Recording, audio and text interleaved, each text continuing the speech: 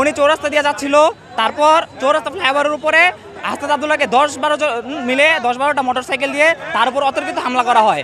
মানে এক প্রকার পরিকল্পনা ছিল তাকে হত্যা করা হবে।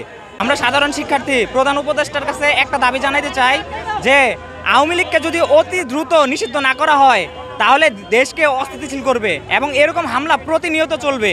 দেশে যত প্রকার হামলা হচ্ছে এর ভিতরে ছাত্রলীগ, যুবলীগ, আওয়ামী লীগের হাত আছে। উনি আহত আছে, উনি হসপিটালে আছে।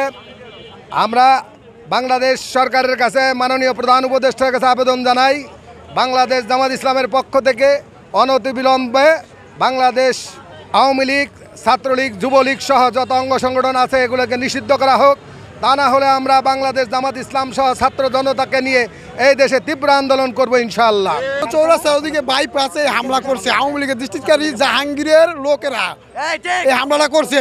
এই মেয়র কুলাঙ্গে জাহাঙ্গীরের দৈরা দৃষ্টিক শাস্তি দেওয়া দরকার, কারণ মেয়র জাহাঙ্গীর এই কামটা ঘটাইছে। এই দেশে আসলে আমাদের যারা এই যে আওয়ামী লীগ বাংলাদেশে আসলে এরা যদি থাকে এরকম হামলা সারাক্ষণই হবে। আমরা চাই এই দলটাকে নিষিদ্ধ করার জন্য। যতদিন পর্যন্ত এই দল নিষিদ্ধ না হবে এই দেশে আমরা শান্তিতে থাকতে পারবো না।